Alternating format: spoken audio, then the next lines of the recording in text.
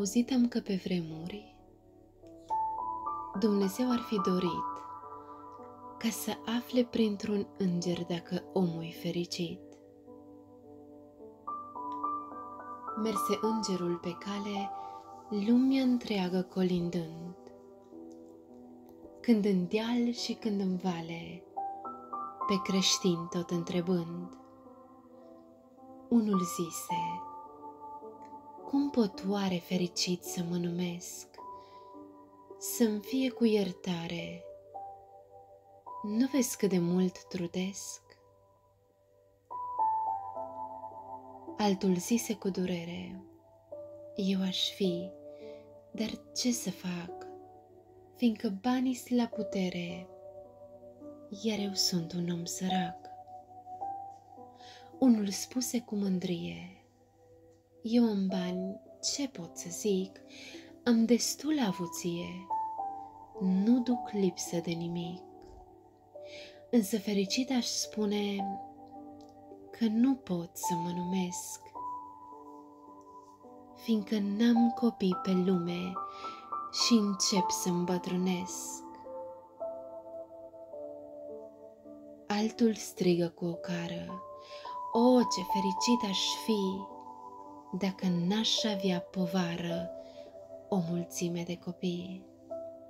Nu am cele de la masă, tare mult mă chinuiesc. Cum pot oare cu așa casă fericit să mă numesc? Când pe altul îl întreabă: tu ești fericit, oriba? Dând din cap, el spune în grabă: nu prea, măria ta. Dar de ce? Ce-ți lipsește? Zise îngerul suav. Aș trăi împărățește, dar sunt trist că sunt bolnav. Am umblat prin lumea întreagă, pe la doctori, dar n-am leag. Sunt slăbit și fără vlagă și nu știu ce să mai fac. Și cuprins de întristare, îngerul plecă mâhnit, că în lumea asta mare niciun om nu-i fericit. Tot așa cârteau creștinii ori și unde întreba, apăsând mai tare spinii Domnului pe fruntea sa, și cu fiecare răspuns pas cu pas îi aduceau spre Golgota înascuns și pe cruce îl răstigneau.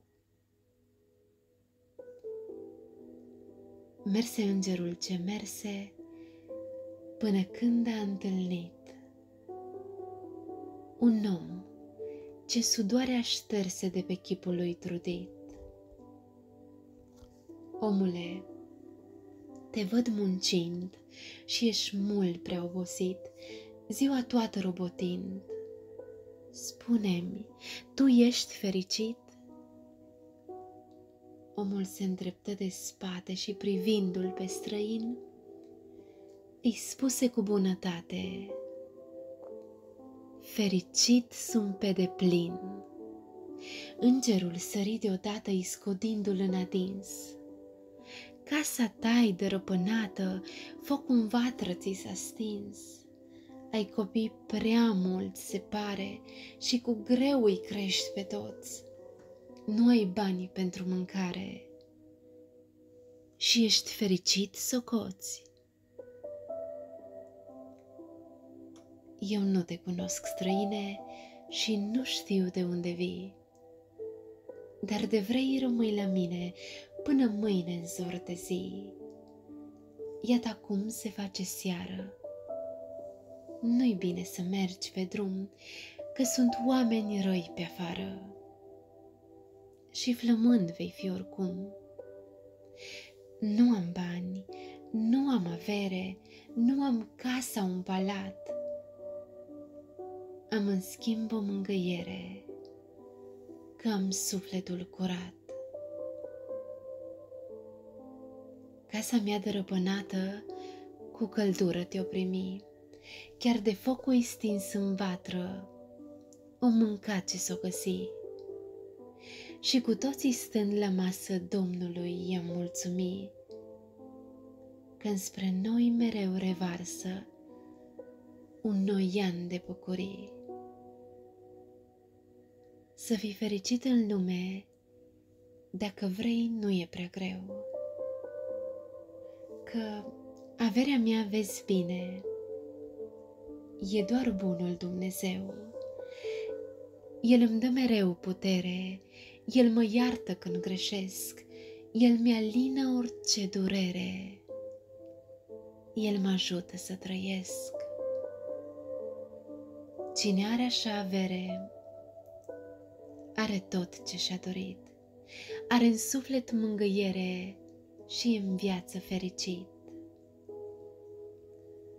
Am copii pe lângă casă, am pământ să-l pot munci, am nevasta credincioasă, fericit de ce n-aș fi? Îngerul să-i spună taina ar fi vrut, dar ce folos? Se vedea că poartă haina dăruită de Hristos.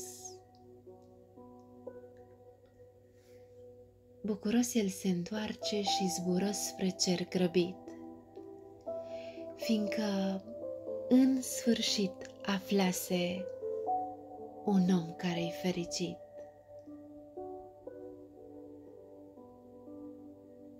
Cine are înțelepciune, să priceapă n-ar fi greu. Fericirea nu e în lume, ci e doar în Dumnezeu.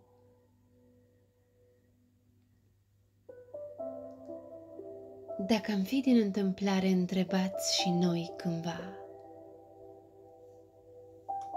conștiința noastră oare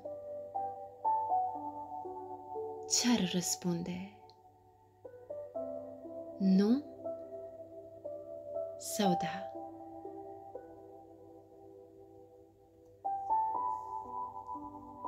Amin.